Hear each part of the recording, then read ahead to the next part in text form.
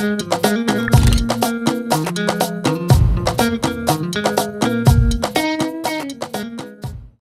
m'appelle Phil Hachammo, je suis photographe anglais basé au Pays de Galles.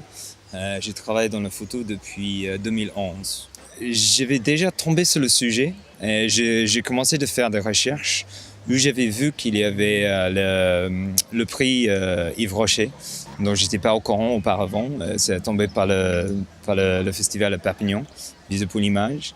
Donc je vais postuler et quelques semaines plus tard, on m'a dit que j'avais gagné, j'étais complètement étonné.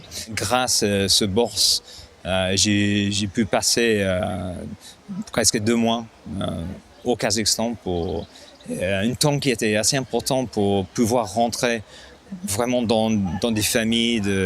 C'est pas les choses qu'on peut faire vite fait là-bas, aussi pour explorer cette région et aussi de le voir dans quelques saisons différentes qui, avec les effets sur l'environnement, étaient assez importants pour moi de montrer ça.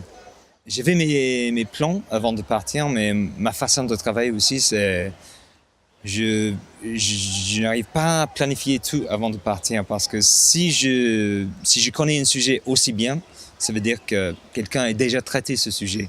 Donc pour moi, c'est un grand processus de découverte une fois sur place. Je ne suis pas commencé avec l'idée de traiter le nucléaire, c'est juste que je suis tombé sur le sujet un peu par hasard et c'est un quart des essais nucléaires du monde qui ont fait lieu dans cette petite zone du Kazakhstan. C'est un grand espace, mais dans tout le monde, c'est un quart des essais nucléaires est énorme pour un espace pareil. Donc c'était vraiment ça qui m'intéressait.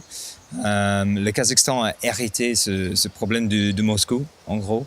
Et donc le premier essai nucléaire soviétique était en 1949. Et c'est vraiment ce moment-là qui a déclenché le concours nucléaire dans le monde. Parce qu'auparavant, c'était juste les Américains qui avaient ce pouvoir. Mais c'est la population là-bas, je pense que presque 500 000 personnes sont affectées de ces essais. Et ça se présente avec, il y a une taux augmenté de cancer de sang, de thyroïde, par exemple. Et aussi, il y a des gens qui sont nés avec qui sont handicapés à cause de ça, des problèmes mentaux. Et c'est pas limité aux gens qui ont vécu ces essais. J'ai parlé avec plusieurs scientifiques là-bas qui m'expliquaient que les problèmes liés à la radiation peut se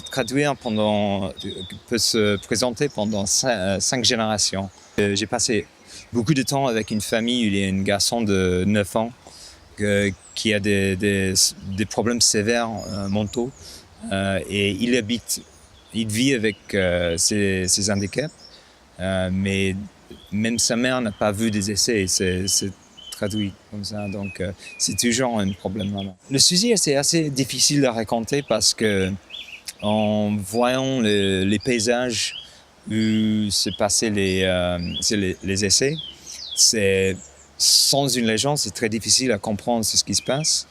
Et aussi, avec l'exception de quelques gens, la plupart des gens, c'est des problèmes où on ne voit pas leur maladie. Donc une photo, il y a une photo que j'avais prise dans la maison de ce garçon de 9 ans.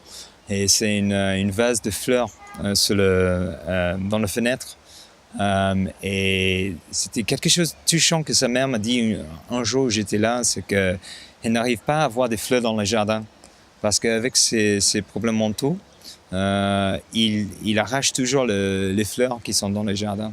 Donc pour elle, le seul moyen d'avoir les fleurs, c'était dans une vase qui est un peu trop haut pour elle. Et c'est une photo très calme,